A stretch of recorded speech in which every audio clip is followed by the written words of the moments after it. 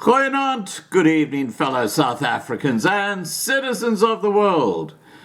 And the coronavirus cases, remarkably, are staying fairly flat in South Africa. And I think that's a complete flaw in the testing process, personally. But I think the lion is ready to roar any day now, if you know what I mean. President Cyril Ramaphosa has revealed that there are now 1,934 confirmed coronavirus cases in South Africa. Now, it's interesting because about 5% of those cases are just from St. Augustine's Hospital, where, of course, people have been tested for the coronavirus. Now, why I say that's interesting is because 1,934 is an incredibly low number when you consider the way the chart goes in every other country in the world, where the testing is done properly. The number of hidden cases of coronavirus in South Africa today would be in the tens of thousands. And they would be spread across the country. They would be in the townships. They would be in the public hospitals. Not all of them, but some of them. It's like Russian roulette going into a township or going into a public hospital in particular. That's how bad it really is in South Africa.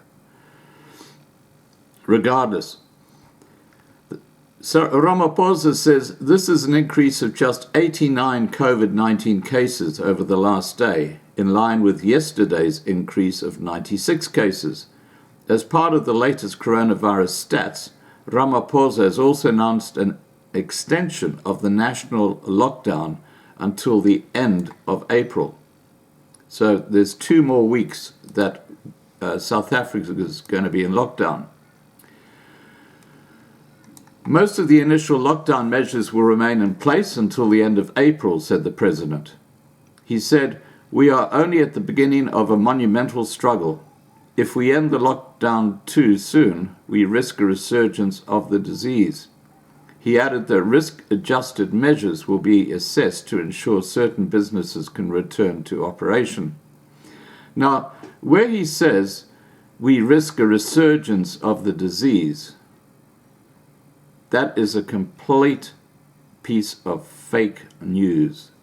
He's suggesting by saying that they've got this virus under control. That's what he's suggesting in those words. I'll repeat what he says. If we end the lockdown too soon, we risk a resurgence of the disease. Operative word, resurgence. Look, this virus is exploding throughout South Africa. This is a wake-up call.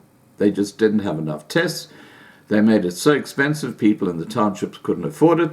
The public health system, or the public hospitals, unless you've been overseas or you've actually been in contact with someone who's confirmed to have COVID-19, they send you home to go and self-isolate.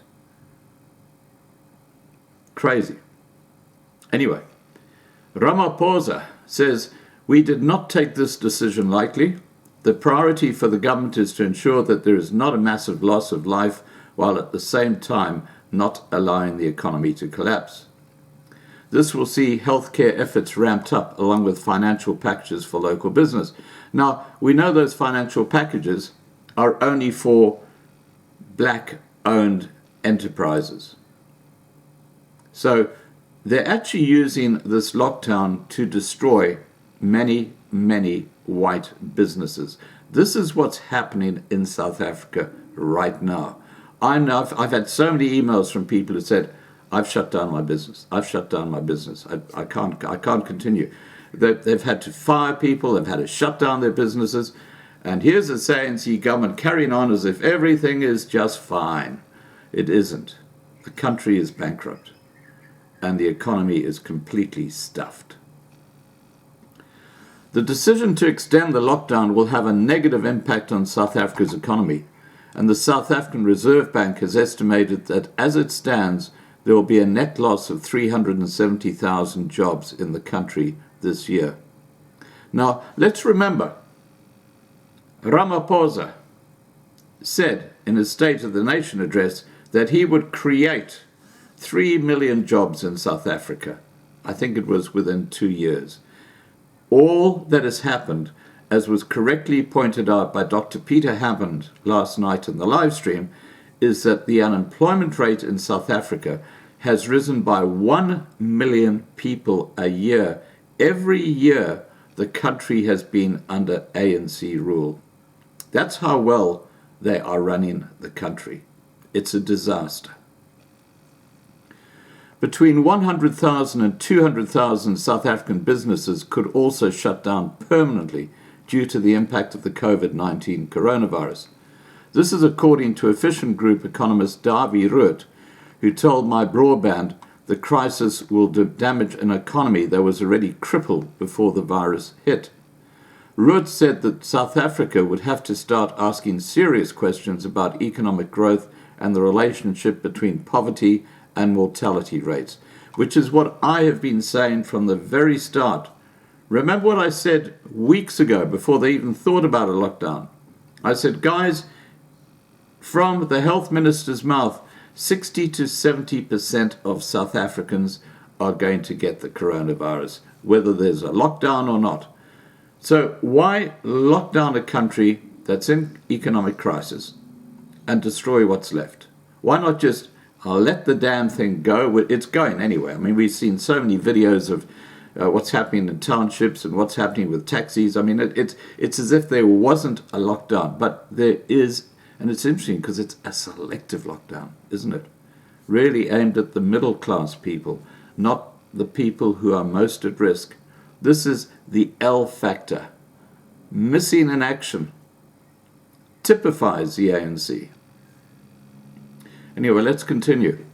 Large South African companies have announced drastic measures to cope with the coronavirus lockdown in South Africa, which include salary cuts and 4-day work weeks.